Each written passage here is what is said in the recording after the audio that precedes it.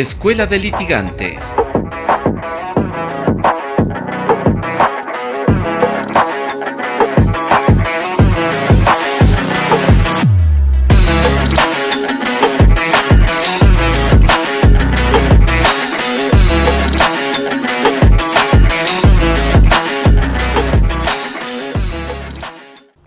Buen día, estimados amigos.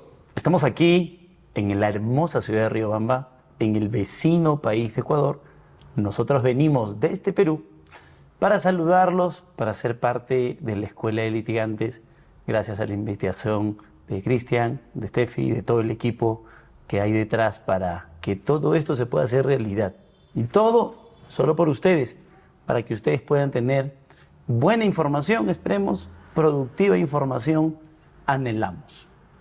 Yo les voy a hablar hoy de un poquito de la litigación en el juicio oral.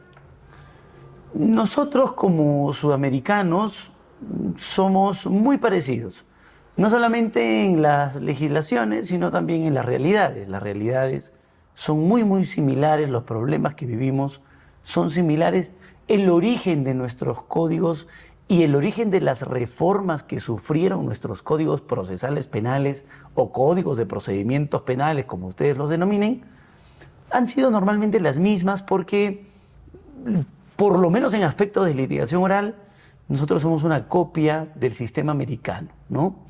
Un poquito hemos unido sistema americano con realidad sudamericana como para a partir de ahí empezar a construir reglas de litigación para cada uno de nuestros países. Muchas de esas reglas están escritas en nuestros códigos penales, procesales, códigos de procedimientos penales. Muchas otras de esas reglas no necesariamente están escritas. Muchas de esas reglas también son producto de la práctica, son desarrolladas por la doctrina, no necesariamente están en nuestros códigos. Pero lo cierto y lo concreto es que esas técnicas que te ayudan a litigar en un juicio oral pueden ser definidas como consejos, pueden ser definidas como mañas, pueden ser definidas como un grupo de acciones que te van a ayudar a transmitir mejor la información. Es como si alguien nos diera tips para dictar clases, ¿no? Cómo es que tú puedes transmitirle la información a los alumnos, qué tipo de PPTs tienes que usar, cómo tiene que ser tu evaluación. Normalmente esos tips nosotros los hemos trasladado a la etapa de juicio y algunos abogados más experimentados que otros lo que hacen es escribir respecto de esos tips, respecto de esas técnicas, y con el tiempo esos tips, estas técnicas, esas reglas se hicieron ley en algunos casos. Y en algunos otros no han necesitado hacerse ley, simplemente siguen siendo parte de los consejos que te da un abogado más experimentado respecto de otro que recién está empezando. Entonces, esa es más o menos la lógica de las técnicas de litigación oral. Hay que recordar, además, como una parte de introducción, que existen técnicas de litigación oral escritas de naturaleza más procesal que tienen que ver con la transmisión correcta de la información, y existen técnicas de litigación oral que no necesariamente tienen que ver con un matiz procesal penal, sino que tienen que ver con un consejo de personalidad, con un consejo de comunicación propiamente. Por ejemplo, en el primer grupo de técnicas de litigación oral que tienen que ver con un aspecto mucho más procesal, que tienen que ver con un aspecto mucho más de reglas del proceso, tú encuentras los tipos de preguntas, ¿no? En un interrogatorio, una pregunta de tipo abierta es una técnica de litigación oral de naturaleza más procesal, no se está permitido argumentar en el alegato de apertura, es una regla de litigación de naturaleza más procesal. Sin embargo, una técnica de litigación oral que no necesariamente es una regla de naturaleza procesal, no tiene que ver con cuestiones probatorias específicas, reglas de transmisión de información adecuada al proceso, de incorporación de información adecuada al proceso, o ese otro grupo de técnicas de litigación pueden ser, por ejemplo, el hecho de que uno litigue de pie o uno litigue sentado. Eso depende del contexto, eso depende de la realidad en la que nos desarrollamos, eso depende además del propio criterio del juez, eso depende además de la propia personalidad del litigante. El uso del tono de la voz es otro aspecto que no tiene nada que ver con incorporar información de manera ordenada y como corresponde procesalmente, sino tiene que ver más con un consejo de comunicación, ¿no? Tiene que ver más con un consejo de transmisión de información.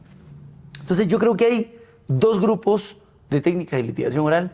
Hay que saberlas todas, hay que saberlas ambas. Una cosa es que tú no puedas argumentar en un alegato de apertura porque la actividad probatoria aún no se ha desarrollado, y eso tiene que ver con reglas procesales. Y otra cosa es que uses un tono de voz con énfasis en determinados momentos y en otros no, pero ambas tienen que ser conocidas por aquel que quiere enfrentar un proceso en un tribunal de justicia, ¿no? Tanto el aspecto procesal como el aspecto comunicativo, ambas. Porque recuerden, no existe nada más frustrante que una persona con amplio conocimiento que no puede trasladar esa información. Y eso es lo que más o menos buscamos hacer aquellos que defendemos a la litigación oral, sobre todo en estos tiempos en los que la litigación es tan criticada. Dicho eso, con esa introducción, imagínense un juicio, ¿sí? El juicio oral tiene determinados momentos, determinadas reglas además y determinadas etapas. El juicio oral tiene una fase inicial, tiene una fase probatoria y tiene una fase final. Independientemente de nuestras realidades y los matices que uno puede tener, normalmente esas son las tres etapas que uno tiene en el juicio oral. En la fase inicial, uno tiene el momento de presentación del caso, que ese es el momento de la litigación más importante.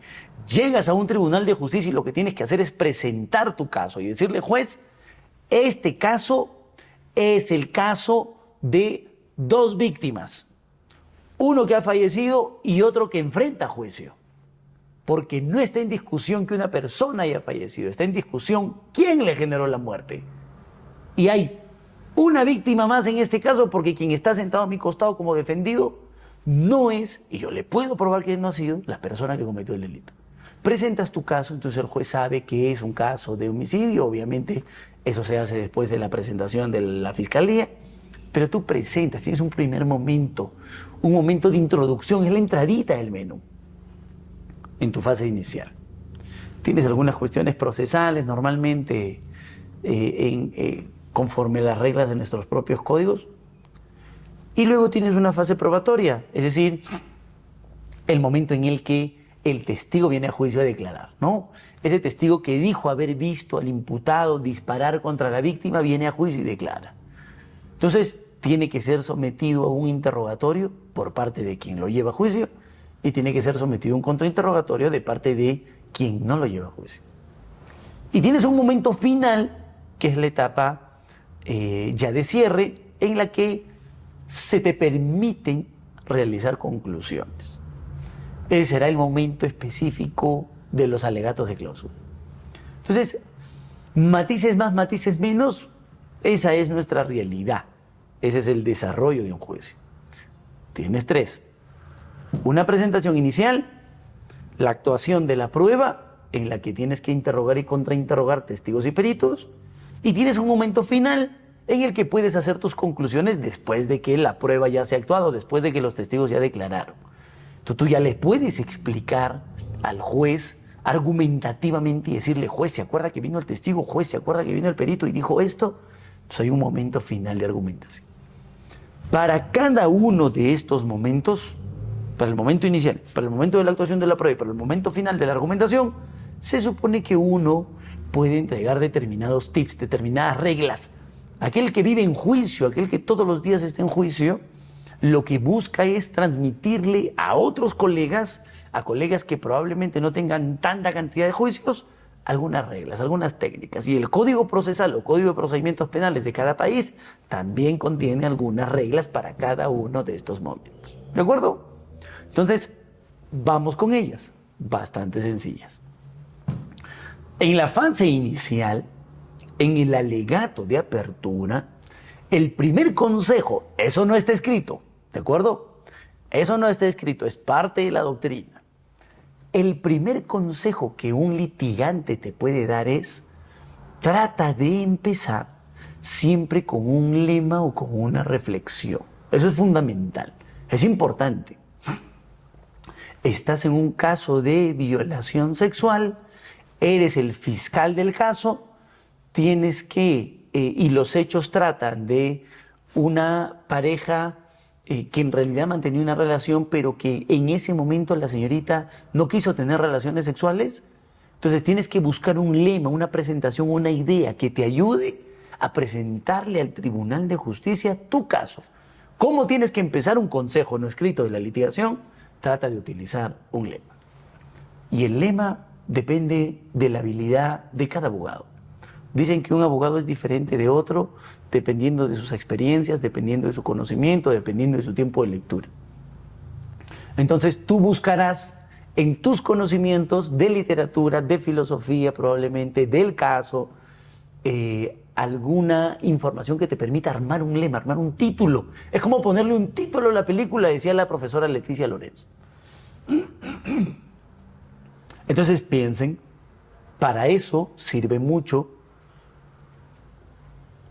trabajar en equipo, para eso sirve mucho conversar con personas no necesariamente involucradas en el mundo del derecho, para eso sirve mucho la lluvia de ideas, diría el profesor Leonardo Moreno Holm.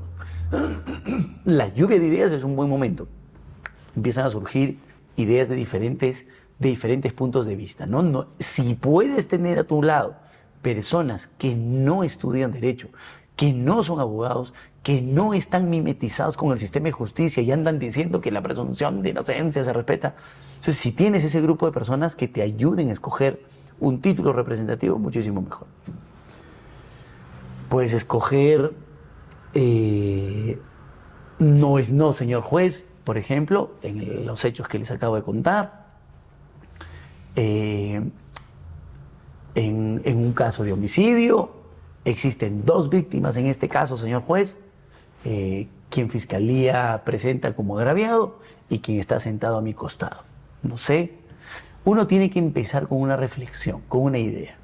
Pero por supuesto, eso no está en el código, eso no es obligatorio. Ese es un consejo.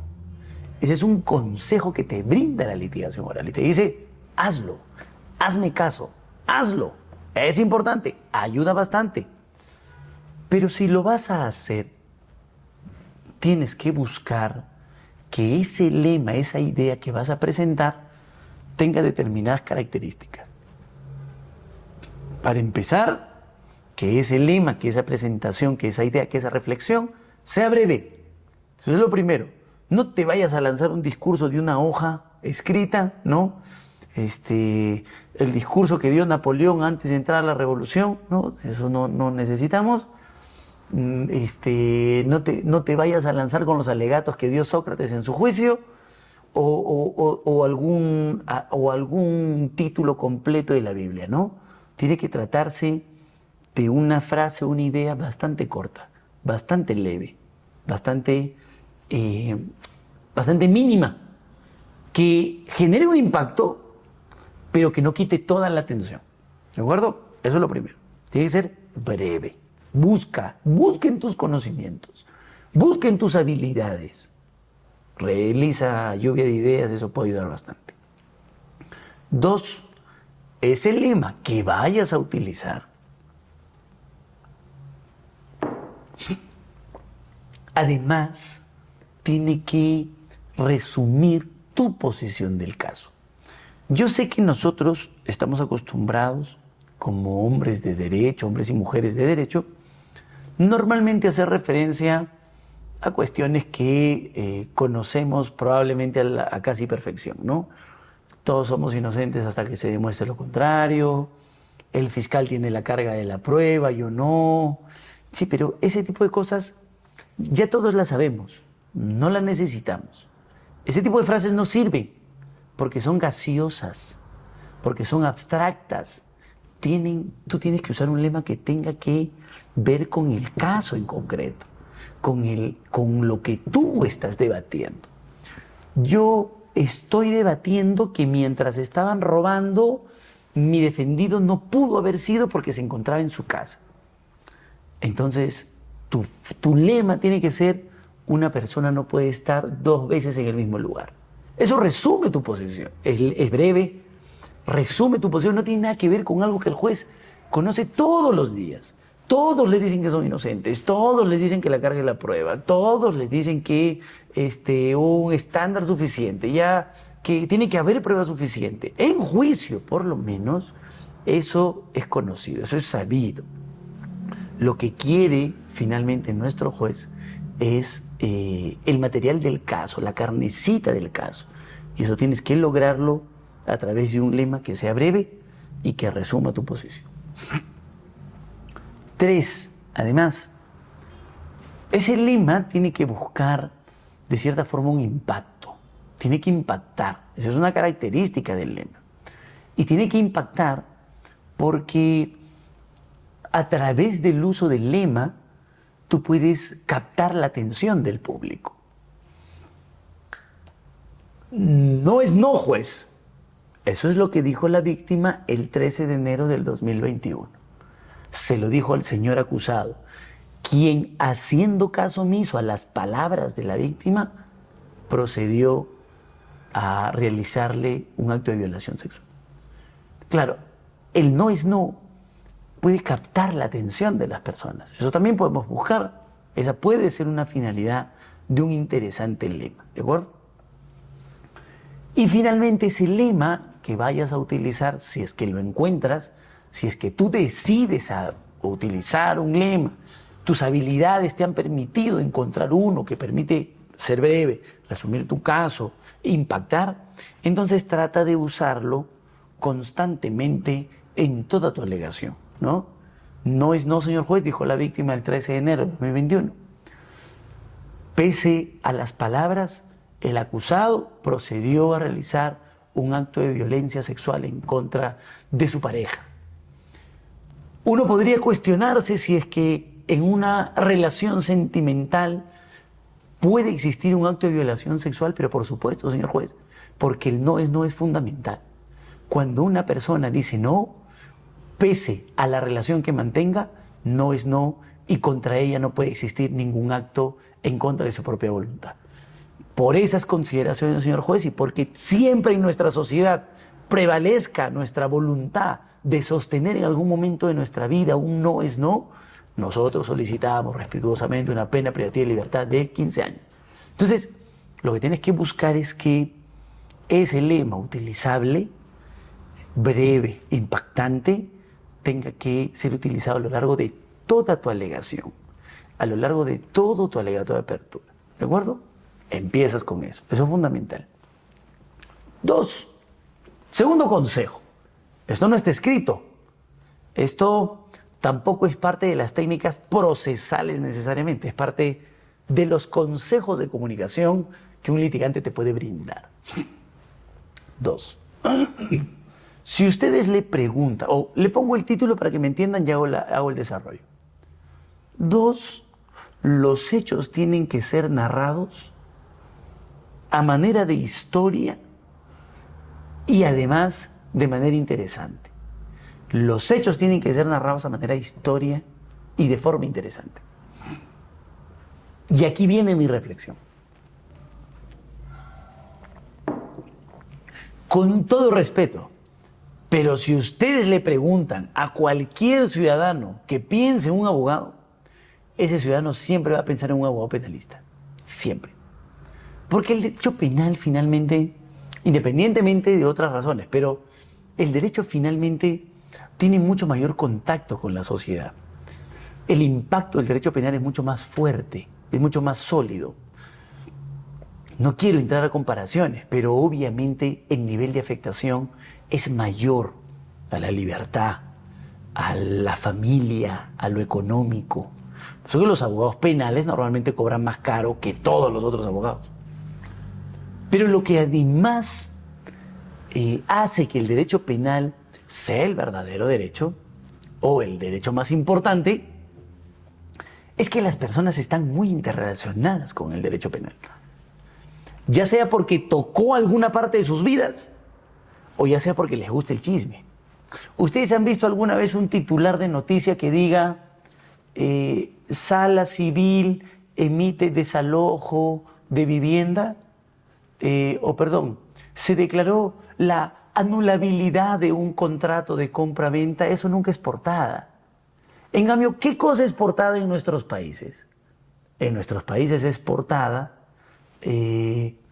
artista es detenido por violar a su esposa, ¿no? Presentador de televisión se le prohíbe salir del país porque le pagó a jueces. Eso es portada. De hecho, en el Perú, hasta un canal de televisión tenemos para que todos los ciudadanos puedan ver audiencias. Y obviamente no transmitimos audiencias laborales, civiles, nadie las ve. Nosotros transmitimos audiencias penales, porque a la gente le interesan los casos penales, ya sea por chisme o ya sea porque finalmente el derecho penal tocó las fibras de su vida. A las personas les interesa el derecho penal. Entonces hay que ser, y siempre lo he dicho, hay que ser muy malo. Ni siquiera como abogado, hay que ser muy malo como persona, como comunicador, para que algo que por naturaleza es interesante, uno cuando lo explique lo haga aburrido, ¿no?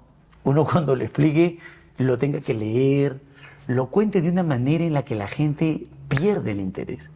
Ya sea que tú seas fiscal, ya sea que tú seas abogado, lo que tienes que hacer en la narrativa de los hechos, cuando presentes tus hechos, es presentarlos de manera interesante.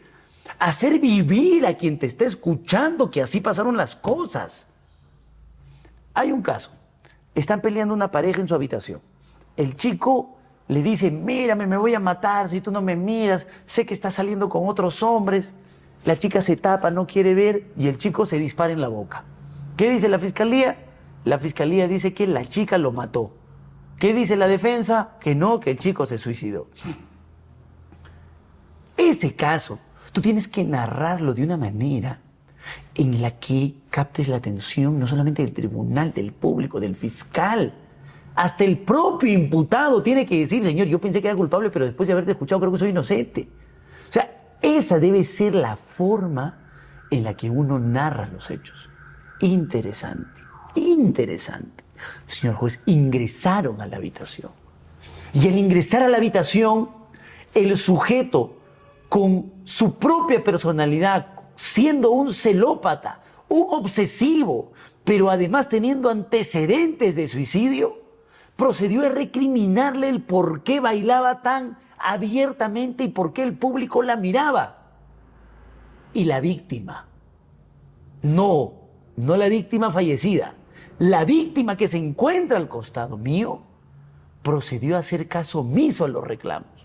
Se cubrió, se escondió, trató de no visualizar un momento de discusión, un momento traumático para ella, porque hoy la mujer no tiene por qué pedirle permiso a nadie para bailar. Y es en esos precisos momentos en el que este sujeto coge un arma de fuego, se lo introduce cobardemente en la boca y procede a jalar del gatillo y quitarse la vida. Es una forma en la que tú puedes presentar un hecho. Tú no necesitas decir, el inmueble ubicado en avenida, calle Riobamba, 347, en la casa de portón marrón, puertas de vidrio, en el vehículo marca Ford, color plata. Eso no importa, hay detalles en los que obviamente podrías tú perder la atención cuando cuentes los hechos. Tú necesitas transmitir los hechos de manera interesante, a modo de historia. Y ahí podrías obviar algunos datos que probablemente te hagan ruido, te hagan bulla. Lo que quiere un juez es entender de qué trata el caso. El juez no te quiere escuchar. El juez tiene muchas cosas por hacer, entre ellas resolver otros casos, donde todo el mundo le dice que es inocente. Donde todos llegan y dicen, Todos somos inocentes hasta que se pruebe lo contrario. Todos los benditos días, a cada minuto, en cada tribunal, el juez escucha decir, todos somos inocentes.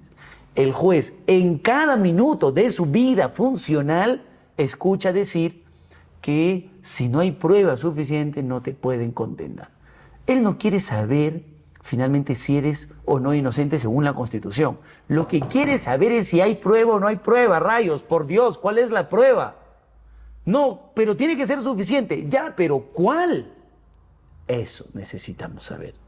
Entonces, el litigante lo que tiene que hacer, por lo menos en etapa de juicio, es entregar esa información en los hechos de manera ordenada e interesante. ¿De acuerdo? Ya tienes tu argumentación o tu presentación, para ser más exacto, inicial. Recuerda, si puedes un lema, los hechos a manera de historia, claros, sencillos, además de manera interesante. Tú necesitas presentar, si fueras fiscal, tu calificación jurídica, cuál es el tipo penal que sostiene ese acometido, y anunciar la prueba. Hay que anunciar la prueba. Y aquí viene una regla de litigación que ya no tiene que ver con cuestiones comunicativas, sino más con cuestiones procesales, que está prohibido por naturaleza procesal. Esto no está escrito en nuestros códigos, pero esto tiene que ver con reglas procesales. Está prohibido realizar argumentaciones cuando uno realiza un alegato de apertura. Y eso tiene una explicación razonable y procesal. Porque cuando uno inicia un juicio, las pruebas aún no existen. Cuando uno inicia un juicio, las pruebas que se recabaron probablemente en la etapa de investigación, instrucción, dependiendo del nombre que nosotros tengamos para nuestras etapas, esa prueba sirvió para convencer a un fiscal. Pero en juicio no existe nada todavía. Si el testigo no va a juicio a declarar, simplemente no existe. Pero Jefferson, yo acá tengo, no existe. No, pero yo acá tengo un documento que dice que yo ese día estuve en otro lado, pero lo actuaron en el juicio, no. Entonces no existe, pues. Nosotros, abogados, hombres de derecho, trabajamos con lo que existe en el juicio, con lo que se actúa en el juicio. Y en el momento inicial, todavía no se actúa nada, pues. Todavía no tenemos juicio, todavía no tenemos actuación probatoria. Entonces, está prohibido argumentar, pues, porque todavía no hay nada. Ese es el momento de la presentación, eso tiene una explicación procesal, ¿ya ven? Tú no podrías decir algo como, por ejemplo, el testigo ha dicho que lo vio disparar. ¿Qué testigo? Si todavía no declara, ¿no? En el documento se puede leer que dice que él sí estuvo ese día. ¿Pero qué documento? Si todavía no lo leemos. Entonces hay que esperar. Por eso es que, como una regla procesal, está prohibido argumentar. ¿Cómo puedes cambiar la presentación? Entonces tú tendrías que decir, señor juez, en este juicio probaremos que el señor disparó. Y vendrá un testigo y lo escucharemos afirmar o negar si así sucedieron los hechos. Entonces, tú estás haciendo una presentación, un anuncio de lo que puede pasar. Por eso es importante prohibida la argumentación, prohibida el desarrollo de la prueba, que todavía no se hace, sino solamente el anuncio. ¿De acuerdo? Eso, queridos amigos, respecto del momento inicial, respecto de lo que se llama el alegato de apertura, el alegato de introducción, el alegato inicial. Eso varía la denominación dependiendo de las realidades y las legislaciones, o la presentación inicial del caso, etc. El segundo momento, ahora sí, la actuación de la prueba, lo que busca es que aquello que nosotros dijimos que íbamos a probar en el alegato de apertura, ¿se acuerdan? Vendrá el testigo. Ya, pues, acá está el testigo ahora sí. Entonces estamos en la fase probatoria, del juicio. Ahí tienen que venir a juicio a declarar los testigos, los peritos, se tienen que leer los documentos. Toda la prueba se tiene que actuar en el juicio, en la fase probatoria del juicio. Entonces, la litigación oral, esta vez sí, como técnicas escritas, pero además reconocidas por los propios códigos procesales, regulan que, normalmente es así, que quien interroga a un testigo es aquel que lo llevó a juicio. Quien contrainterroga a un testigo es aquel que no llevó al testigo a juicio. No, las partes ofrecen sus pruebas para juicio, cada uno escoge qué arma llevar para juicio, cada uno escoge qué prueba llevar para juicio. Si tú lo llevas a juicio, tú interrogas, ya sea testigo o perito. Si tú no lo llevaste, si quien llevó fue con tu contraparte, tú contrainterrogas. ¿De acuerdo? Esa es la regla. ¿Por qué es importante marcar la denominación? El interrogatorio para quien ofrece la prueba y el contrainterrogatorio para quien no ofrece la prueba. Porque el tipo de preguntas que están permitidas realizar dependen de si estás en un interrogatorio o de si estás en un contrainterrogatorio.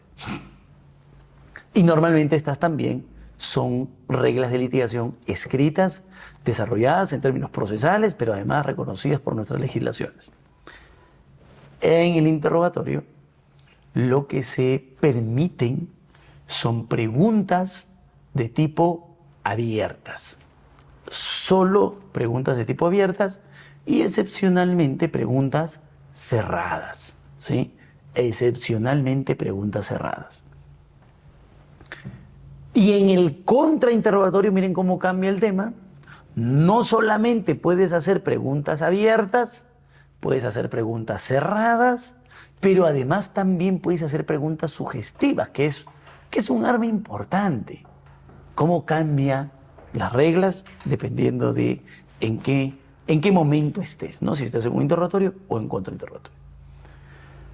Entonces, por ejemplo, en el interrogatorio, permitidas las preguntas abiertas, lo que tú podrías preguntar es ¿qué hizo? ¿Cómo lo hizo? ¿Cómo lo hizo? ¿Cuándo lo hizo? ¿Por qué lo hizo? ¿Por dónde lo hizo? ¿Con quiénes lo hizo? Es decir, preguntas abiertas que permitan del testigo algún tipo de explicación. A ver, cuéntame, ¿qué pasó? A ver, dime, ¿quiénes estaban? A ver, ¿a qué te dedicas? Es decir, es darle pie, darle pase, echarle la alfombra para que el testigo realice una explicación. Porque si tú lo llevaste, tú necesitas una explicación de él, ¿no? Entonces, por eso es que ahí la regla es que las preguntas que se deben realizar son preguntas de tipo abiertas. Pero además, tú puedes hacer preguntas cerradas, es decir, preguntas de detalle, ¿no? Tú le haces una pregunta abierta y le dices, señorita, díganos usted, ¿a qué se dedica? Y la testigo te responde, te dice, bueno, yo trabajo en un estudio jurídico hace varios años, ahí percibo una remuneración de $2,000, a eso me dedico. Perfecto. Yo necesito un detalle más de lo que tú me has respondido.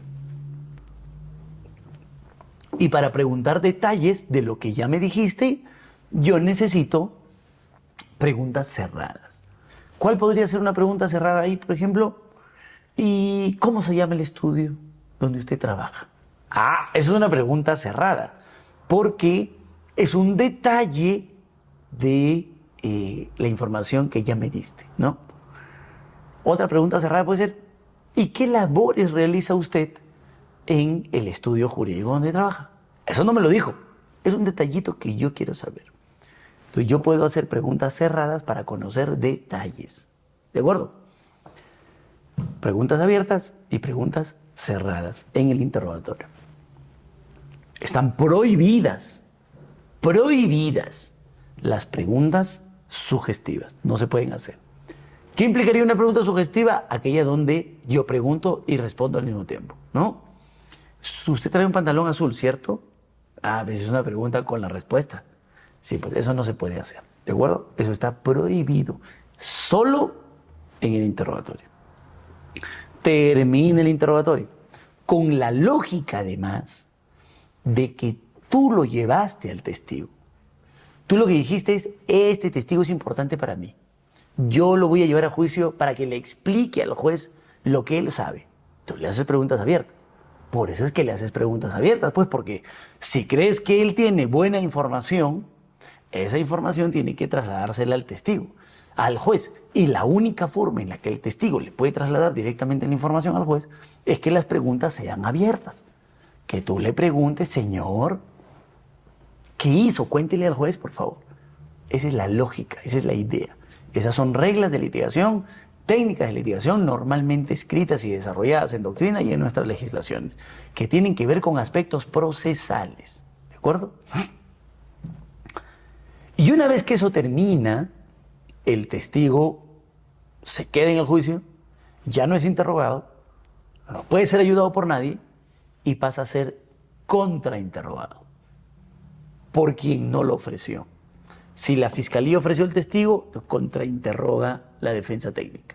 Al revés, si la defensa técnica ofreció el testigo, contrainterroga la fiscalía.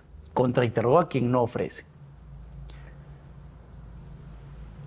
El contrainterrogatorio, a diferencia del interrogatorio, tiene una naturaleza obviamente absolutamente discrepante con la del interrogatorio. Porque en el interrogatorio nosotros llevamos al testigo para que el testigo explique. Le decimos, señor, explíquele usted, por eso las preguntas abiertas y las cerradas excepcionalmente.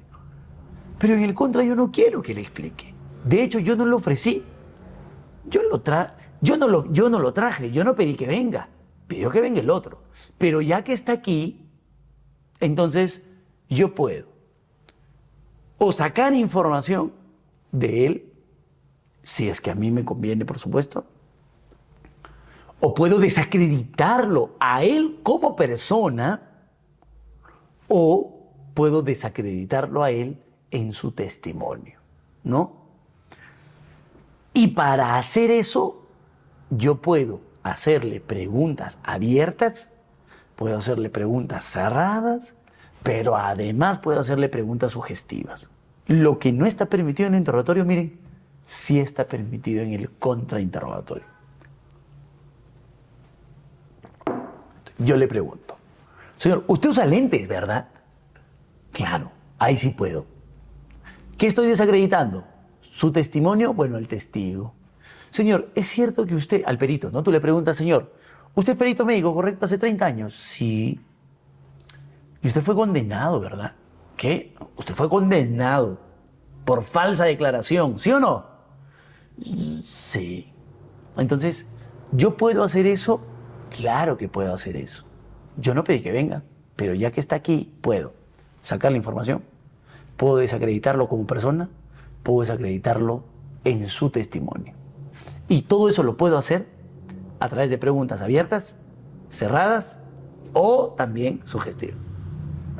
Entonces, una técnica de litigación no regulada en nuestros códigos, es un consejo, es que solo hagas preguntas sugestivas. Ese es el mejor consejo. Salvo quieras obtener información, ¿no? Si quieres obtener información, probablemente le hagas una pregunta abierta, pero el consejo de las técnicas de litigación oral dice que trata de no hacer preguntas abiertas, porque él no viene a ayudarte, él viene a ayudar a quien lo ofreció. En cambio, las preguntas abiertas van a hacer que pierdas el control. Entonces, no lo hagas. Hazle preguntas que sean sugestivas, porque con las sugestivas el control lo vas a tener tú. Nunca vas a perder el control. Tú lo vas a llevar. Tac, tac, tac, tac. Ese pantalón es azul, ese zapato es blanco, ese polo es celeste, tú traes lentes, la cámara es amarilla, la cámara es negra. Ese día estuviste, no estuviste, lo llevaste, no te llevaron, te llamaron, respondiste. Puedes hacer eso. No hay ningún problema. ¿De acuerdo? Están permitidas las preguntas sugestivas. En el contrainterrogatorio, entonces, preguntas abiertas, cerradas, sugestivas. ¿Correcto? Que ese es el momento de la actuación de la prueba. Y todo eso se puede hacer, tanto para testigos como para peritos. las reglas son casi las mismas. Tienen algunas variaciones respecto de la posibilidad de que se brinden opiniones. Por ejemplo, los testigos no pueden dar opiniones, pero los peritos sí pueden dar opiniones, ¿no? Entonces, podría ser una variación. Y en algunas legislaciones, la forma como se inicia la declaración de un perito también puede variar. Y luego tenemos la fase final, el momento de cierre. Y en el momento de cierre del juicio, nosotros tenemos los alegatos de clausura, ¿no? En los alegatos de clausura, miren, ya se llevó a cabo la fase inicial, ya hiciste tus alegatos de apertura, ya se llevó a cabo la fase probatoria, ya interrogaste, ya contrainterrogaste, ya leíste documentos. Llega el momento de las reflexiones. Es como la vida misma. En algún momento nos tocará hacer reflexiones de todo lo que hicimos, vivimos. Y en el juicio, lo que toca en el alegato de clausura en este momento final es explicarle al tribunal y decirle: juez, yo tengo la razón. Y yo tengo la razón no porque crea tener la razón, sino porque así pasó en el juicio. Así declararon los testigos. Esto dijeron las pruebas. Entonces, ese es un momento ahora sí argumentativo. Ese es un momento ahora sí de reflexiones. De hecho, lo que hay que buscar en el alegato de clausura es darle casi la sentencia al juez hecha. Decirle: juez, acá está la sentencia. Así tiene que decidir usted, absolviendo o condenando, dependiendo del rol que nosotros cumplamos, ¿no? Y ahí hay que repetir otra vez el lema. ¿Se acuerdan que habíamos utilizado un lema en el inicio? Igualito en el cierre, ¿no? ¿Qué le dije yo, juez? Que no era no, y fue lo que vino y dijo la agraviada. Yo le dije no es no, y que dijo el perito, el médico, que habían signos de violación sexual, ¿se acuerda? En la sesión número 13. Entonces uno empieza a realizar conclusiones. Eso, ahora sí está permitido realizar argumentaciones. Y para eso, tu lema nuevamente.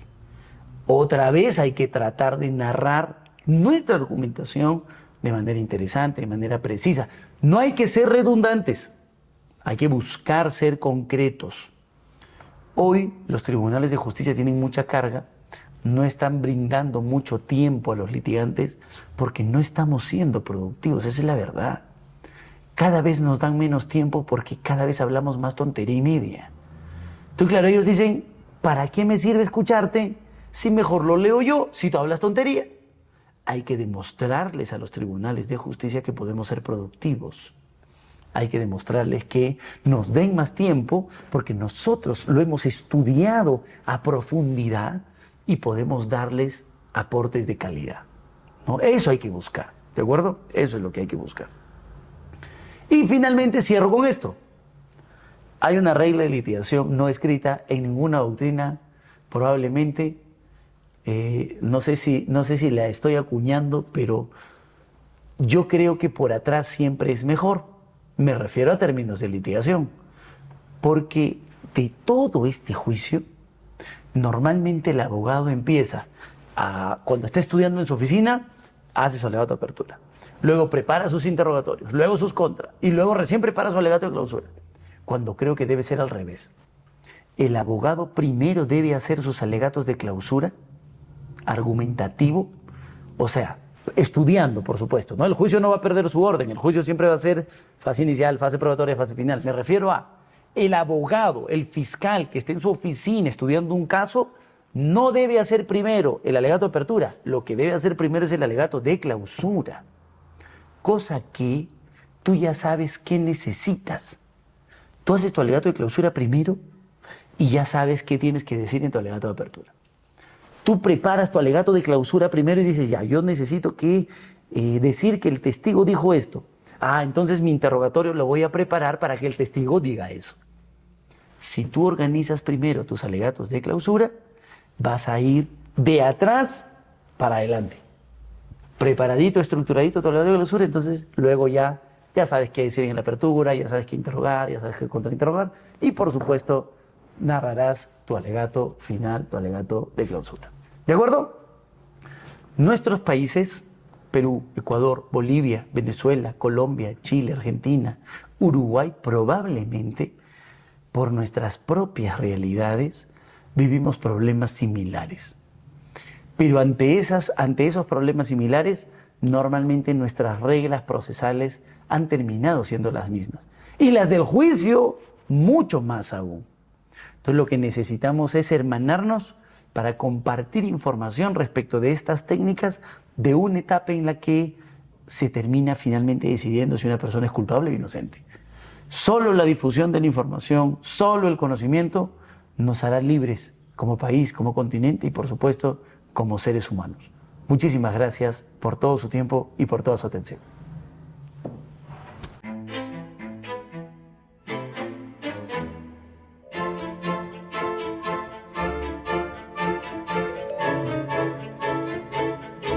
Ergo Académico, acercando la cultura jurídica al país.